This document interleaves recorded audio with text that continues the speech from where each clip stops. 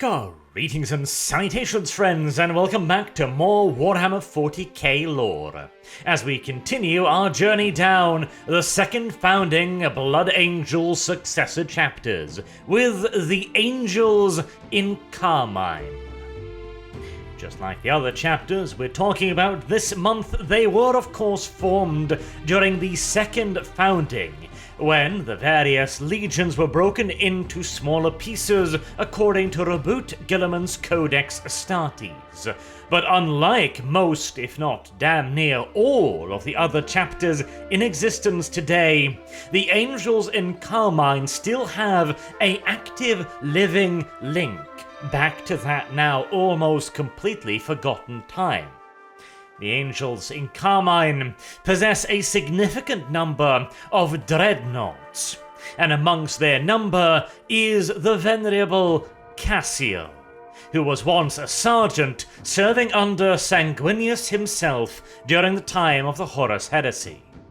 This direct connection to the era of legends is almost certainly at least part of the reason why the Angels Encarmine are considered particularly aloof, even by the standards of the Blood Angels, who tend to affect an air of superior nobility when dealing with the rest of the Imperium. But of course, we also know, as we have seen repeatedly over the course of this series, that this patrician mask is donned for a very specific reason, namely to hide the deep flaws in Sanguinius's gene seed. And the Angels Encarmine may have an even greater reason to keep their secrets well hidden than even the Flesh Terrors or the Blood Drinkers. At first glance, however, this suspicion seems groundless and unreasonable. The Angels Encarmine does not have the ferocious reputation of the Flesh Terrors, nor are they as ephemeral as the Blood Drinkers. In fact, very little is truly known about the Angels Encarmine.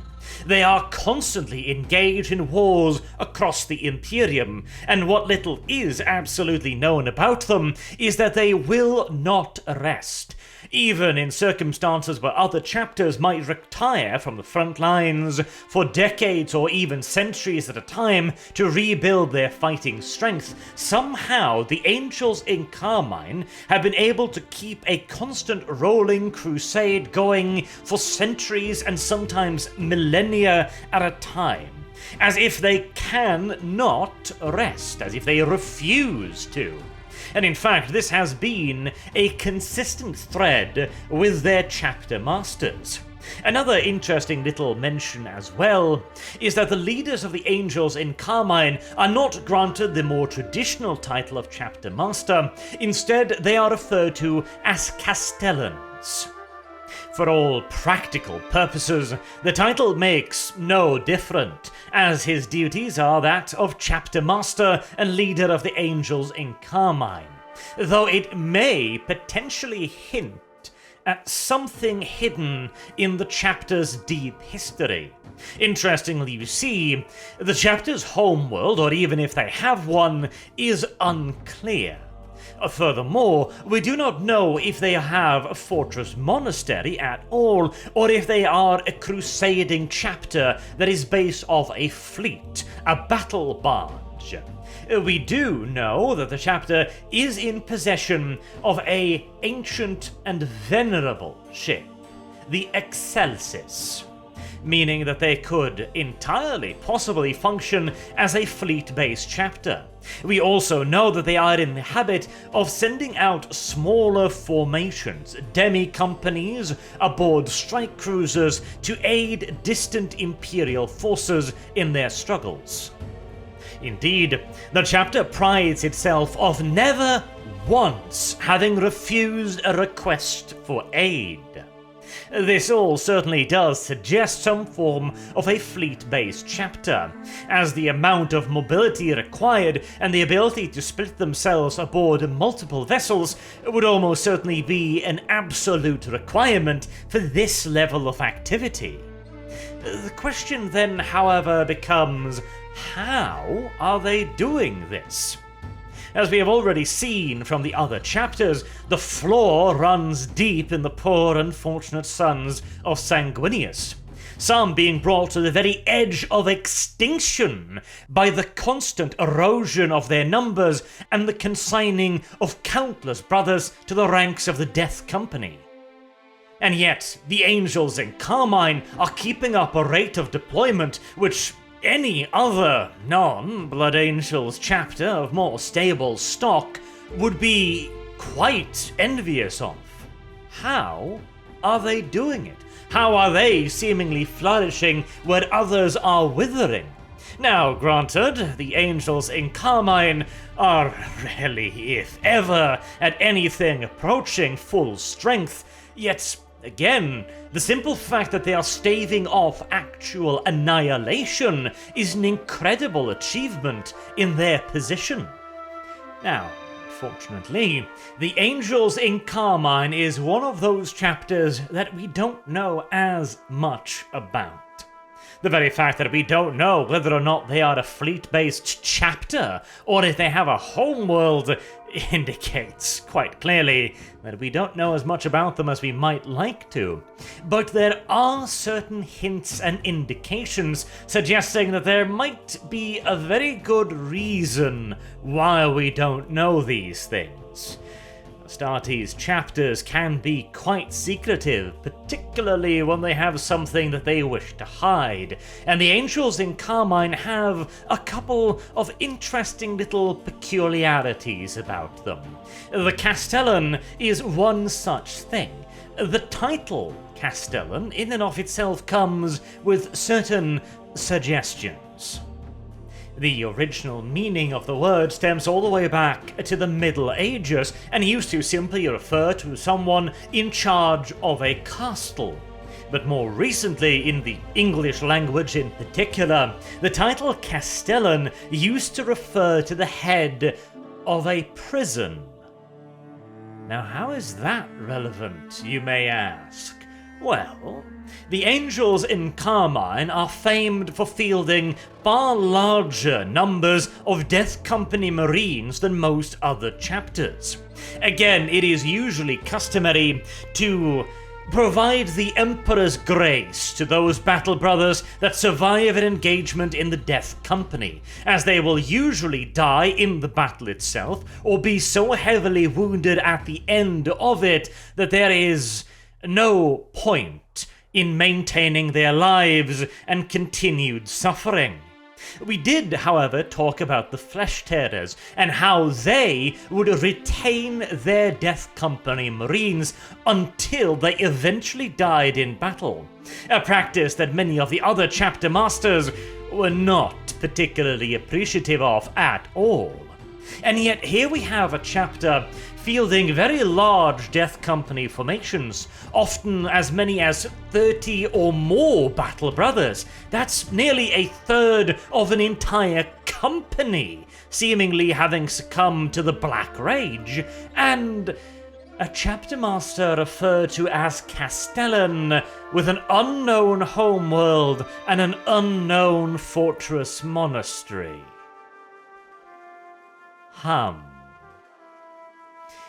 Maybe the reason why the Angels in Encarmine are able to keep up such a rapid and continuous rate of deployment is because they take far more long-term care of their cursed brothers than even the Flesh Tearers do. Hear me out here. Remember how we talked about that Inquisitor that snuck aboard the Flesh Tearers battle barge and found one brother bound by heavy iron restraints in the bowels of the ship?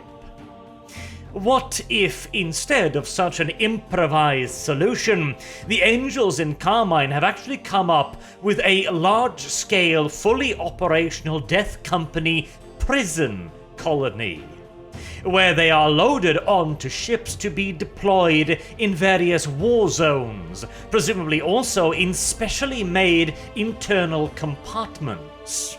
This, bear you in mind, is pure speculation, but it makes a certain degree of sense, in particular also because the angels in Encarmine treat their Death Company brethren quite differently than the other chapters. What you will be seeing here is the angels in Encarmine's Sanguinary Guard and a Death Company battle brother.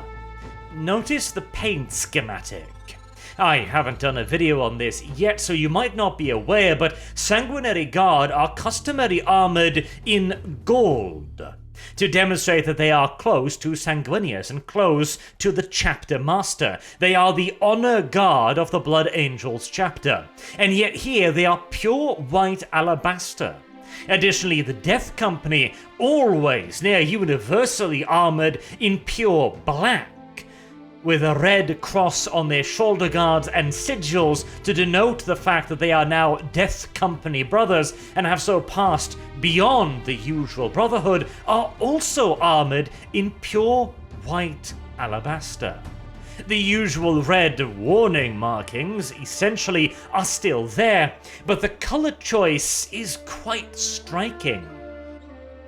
I put forth the theory that what is actually going on here is that the angels in Encarmine are engaged in such a continuous deployment, warfare, and campaigning to keep themselves with a steady supply of blood, of violence, and of vita, as we have seen with the blood drinkers. Their continuous deployment allow them to quench their own baser needs away from the preying eyes of the Imperium. Another benefit, quote unquote, as well, is that they are able to accelerate the degradation of those brothers who are not as resistant to the flaw as others. Those who are likely to fall will do so relatively rapidly during continuous battles and continuous deployments, allowing the chapter to weed them out and rapidly replace them with the new initiates, who will hopefully be more resistant to the curse, whilst also allowing the angels in Encarmine to sustain their warfare by employing their Death Company brethren, who are now not mere Death Company, they are the chapter's salvation. Whereas other chapters sit idly and await their rescue at the hands of a demon or a mysterious planet, the angels in Encarmine may very well have chosen to take their destiny in their own hands, and as such, the pure white is a signal of that. These brothers are in a way sacrificial lambs, yet also in a way they are the purest of the battle brothers, giving their own lives, their own sanity, to allow the rest to continue fighting, to allow the chapter to remain strong and efficient. And the Sanguinary Guard paint their armor the same shades so as to honor their fallen brethren. They are not the visage of Sanguinius in this case, they are the visage of those who provide their chapter with a future. At least, that is how I like to interpret it. It makes them noble, and nobility fits very well with the Blood Angel's image, does it not? As for the angels in Encarmine's tactics, as we have talked about a little bit previously, they have been known to deploy significant numbers of dreadnoughts. One example of this is one that we have already briefly touched upon with the Flesh Tearers, the Stromark Civil War, where two significant Manufactorum worlds, Stromark Primus and Stromark Secundus, devolved into a period of civil war. These two Manufactorum worlds focusing their production capabilities on fighting one another rather than providing the men and women of the Imperial Guard with the resources they required to fight the external foe, placed a significant portion of the God Emperor's domain in jeopardy. And so, the angels were sent to sort them out. The Flesh Tearers famously descended upon Stromark Prime directly into the middle of its armies and began massacring tens of thousands of Stromark PDF troops and any civilians unlucky enough to get in their way. This gory display brought the planet to compliance within mere hours, as the slaughter was such that their leaders could not countenance a continuation of warfare. Meanwhile, the angels in Encarmine struck at Stromarch Secundus in a little bit more of a roundabout way. Over the course of many hours of difficult and extremely precise combat encounters, they decapitated each and every level and link of their command structure, eventually breaking into the primary command and control headquarters with 5 Furioso dreadnoughts, annihilating the last remnants of Central Command. A decapitated foe, what little resistance remained since collapsed, with, relatively speaking, minimal damage done to the Manufactorum's infrastructure, its population, and its defensive capabilities. This conflict also quite famously drove quite a bit of a wedge in between the Angels in Encarmine and the Flesh Terrors. The Angels in Encarmine perhaps recognizing a little bit too much of their own savagery in their loathed and generally disrespected battle brothers.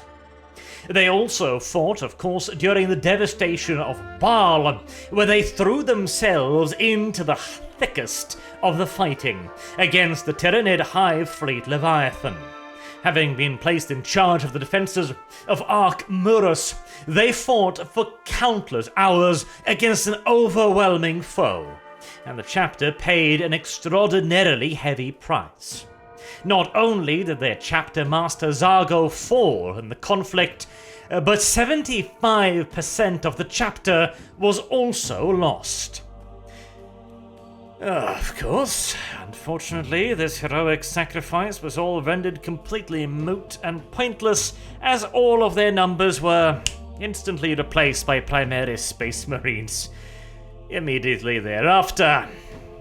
But hey, we're not here to discuss the fact that Games Workshop has long forgotten how any form of storytelling works. That is an entirely separate topic. I have a sneaking suspicion every one of these videos will end with a slight whinge at the expense of the Primaris Marines. The Blood Angels successor chapters were all kinda these tragic heroes, fighting desperately against destiny with any and all means at their disposition. No matter even if they were immoral, if they were cruel, or abusive, as the Angels in Encarmine may very well be towards their brothers. And yet all of that was of course wiped completely off the board when Papa Smurf delivered thousands of brand new Astartes right into their hands. Anywho, I will wrap this one up here. As one of the lesser known chapters, the Angels in Encarmine are one of those mysterious ones that invites a little bit of speculation, and that's always fun too, isn't it? Until next time, I have been Arch. Thank you all very much for watching, and I hope to see you all again soon. Until then, have a good day.